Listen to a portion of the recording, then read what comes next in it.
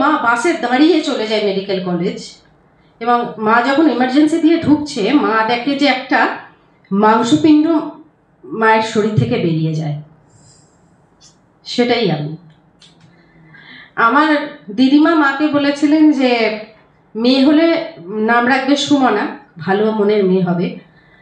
এবং ওইভাবে বেরিয়ে যাওয়ার পরে, যেহেতু আমি নিজের শর্তে জন্মেছি, আমাকে পৃথিবীতে আলাদা করে আনতে হয়নি। এবং তারপরে 3.5 মাস আমি হসপিটালেই ভর্তি ছিলাম, যেহেতু বাঁচার কোনো আশা ছিল না। কিন্তু মেডিকেল কলেজ তখন খুব যত্ন নিয়েছিল বাবা বলে আমার, এবং সাথে যার জন্যই আমি বেঁচে গেছি, এবং সেই জন্যই আমার নাম অপরাজিতা। কিন্তু মা খুব অ্যানিমিক ছিল, যার জন্য আমার দাদাদের যখন জন্ম হয়, 2 দাদাই মানসিকভাবে এবং শারীরিকভাবে ঠিক হননি। তো একটি দাদা মারাও যান। তখন ডাক্তারবাবু বলেছিলেন যে মায়ের যেন আর বাচ্চা না হয় কখনো। তো আমার মা এতই রোগাসোগা ছিলেন যে প্রেগনেন্ট হয়ে গেছেন বুঝতেও পারেননি। আর তখন 77-এর সময়, আমার জন্ম 78-এ, তখনও পর্যন্ত নকশালের প্রকোপ ছিল। তো মা একদিন স্কুলে যাচ্ছেন, উল্টো দিক থেকে এক ভদ্রলোক আসছেন, আমাদের পাড়াই থাকেন। তিনি বাজার করে আসছেন আর মা 6:30টার সময় স্কুলে যাচ্ছেন। বাবা মাকে এগিয়ে দিতে গেটের সামনে গেছে।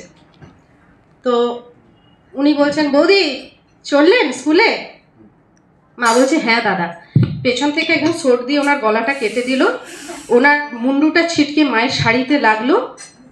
মা পাশ দিয়ে হেঁটে স্কুলে চলে গেলেন। আমার বাবা ওখানেই অজ্ঞান হয়ে পড়ে গেলেন এবং সারা জীবনের জন্য নার্ভের পেশেন্ট হয়ে গেলেন। সারা জীবনের জন্য।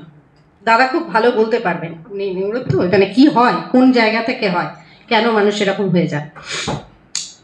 তার পরবর্তীকালে আমার যখন জন্ম হলো, মা একদিন, তখন তো এখনো হাওড়া শহরে কারেন্ট যায়, তখন তো যেতই, লম্পতে তেল ভরছেন আর ওই সলতে লাগাচ্ছেন, এবং দেখছেন যে ভীষণভাবে জল বেরিয়ে যাচ্ছে।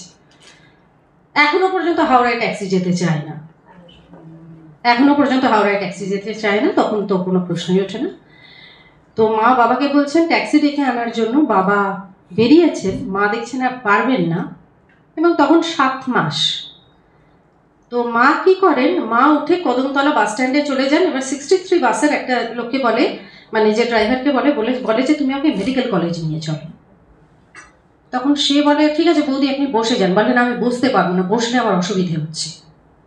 বলে মা বাসে দাঁড়িয়ে চলে যায় মেডিকেল কলেজ, এবং মা যখন এমার্জেন্সি দিয়ে ঢুকছে মা দেখে যে একটা মাংসপিণ্ড মায়ের শরীর থেকে বেরিয়ে যায়।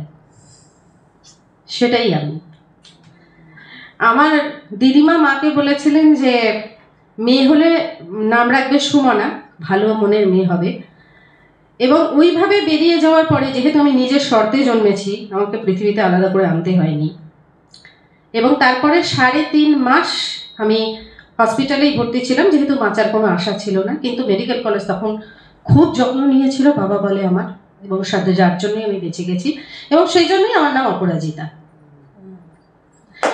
পরবর্তীকালে প্রচুর প্রতিবন্ধকতা, দারিদ্র হচ্ছে মানুষের সব থেকে বড় অভিশাপ, স্পেশালি মধ্যবিত্তদের, আমাদেরও তাই ছিল।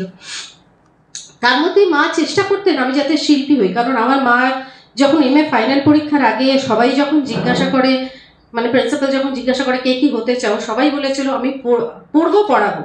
আমার মা একমাত্র বলেছিলেন আমি সুন্দর করে সংসার করতে চাই, যেটা মায়ের হয়নি। মা স্কুল টিচার হতে বাধ্য হয়েছিলেন, যেহেতু তখন কোনো অপশন ছিল না। এবং মায়ের কোনোদিনও পড়ানোটা ভালো লাগতো না, মা চাইতেন আমি শিল্পী হব। ছোটবেলা থেকেই আমাকে নাচের স্কুলে দিয়েছিলেন। এবং তার আগেও ঘটনা হচ্ছে যে আমাকে যেহেতু রেখে যেতে হতো মাকে স্কুলে, একদিন আমাদের ওই তখন উনুনে রান্না হতো, তো আর এরকম উপরে চাতাল মতো করা ছিল যেখানে বাসন টাসন রাখা হতো, সেখানে শুইয়ে দিয়ে আমাদের একজন দিদিমা ছিলেন আর কি, মন্টুর মা, যিনি রান্না বান্না করতেন, তিনি ভাতের ফ্যানটা নিচে রেখেছেন। এবার আমাকে ওকে ওপরে শুইয়ে রেখেছে। এবার আমি কি করি, টপ করে গড়িয়ে ভাতের ফ্যানই পড়ি। তখন আমার বড়মা বলে যে সবসময় তো, কারণ কাকারা এতে বেরোবে, মানে কাকারা তখন কোর্টে বেরোবে, বরজাটা কোর্টে বেরোবে, সবাই বেরোবে, বড়মা দৌড়ে দৌড়ে সবাইকে খেতে দিচ্ছে, তার মধ্যে আমাকে দেখা তো সম্ভব নয়। তখন আমার মাকে বলে তুমি ওকে স্কুলে নিয়ে চলে যাও। এবার মা কি করে স্কুলে নিয়ে গিয়ে রাখবে? তখন আমাকে 2.5 বছর রেপিটেপিট করে স্কুলে ভর্তি করে দেওয়া হয়, মায়ের স্কুলে, যে আমি ওখানে মানে আমি সবসময় স্রোতের বিপরীতে।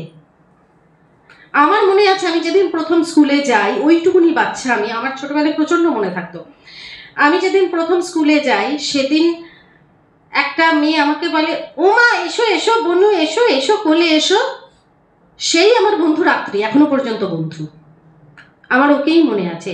আর বাসন্তী দিদিমণি বলেছিল, দেখো বাড়ির সব মানে স্কুলের সব থেকে ছোট বাচ্চা কত বড় ব্যাচ করে এসেছে, কারণ আমার তুলনায় ব্যাচটা অনেক বড় লাগছিল।